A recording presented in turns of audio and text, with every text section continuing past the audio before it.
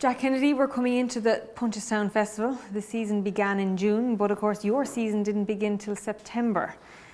Was it frustrating to miss all of the summer? I suppose it was. I suppose when you look back at it, this time of year I've ridden 58 winners, so missing all the summer, I could have been well up on numbers if I had been riding throughout the summer. So I suppose it is, but I can't complain about the year I've had.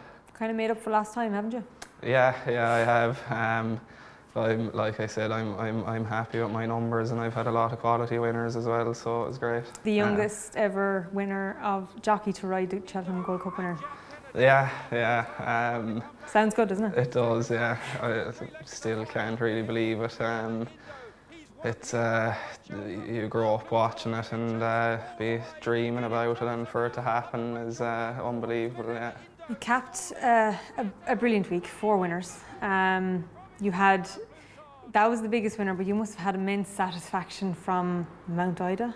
Yeah, I did, and I was after having a fairly bad start to that day with them by Alan falling, and I suppose I kind of had nothing to lose really by keeping going on her, and thank God I did, and it worked out. That's the attitude, nothing to lose, sure, may as well keep going. At what stage of that race did you really think, do you know, I actually could pull this off?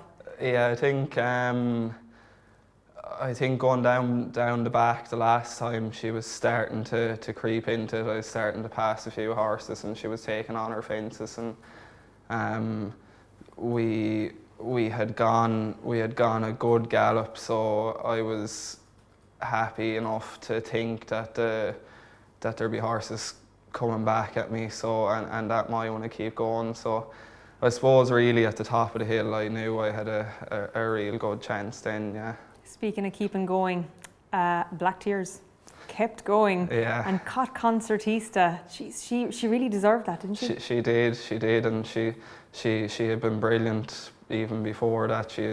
She always ran her race, and she really deserved to get that winner, and it was great for her owners and everyone involved as well, yeah. And Galvin, icing on the cake. Yeah.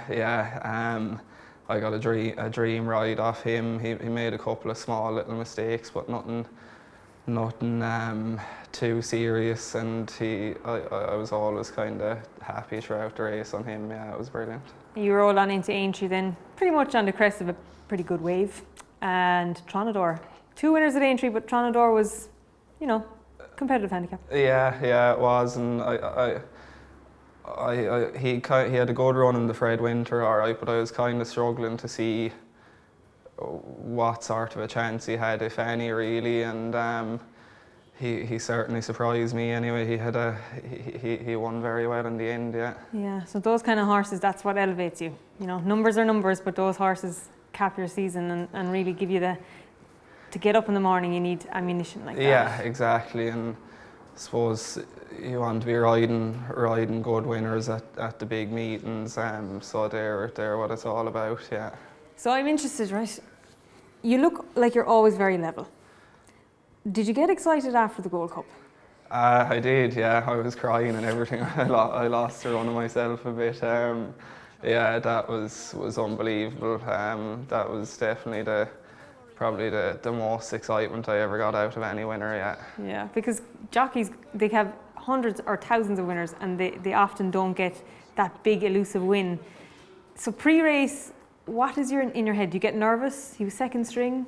Yeah, not really. No, there was no pressure on me really going out in the race, and I was hoping the ground might have been a little bit softer for him, and I thought he would have a good chance if that was the case. And Henry and the lads in the yard had told me about the horse and what he likes, what way he likes to be ridden. So as soon as I jumped off, he was jumping and travelling, and was always kind of happy on him as well, yeah. Yeah, I often think your temperament is very level, so you never get really too high or too low, but inside that must have just been elation. Oh yeah, it was unbelievable. It's still sinking in really with me, yeah, so a few more of them would be nice as well. We missed Punchestown Festival last year.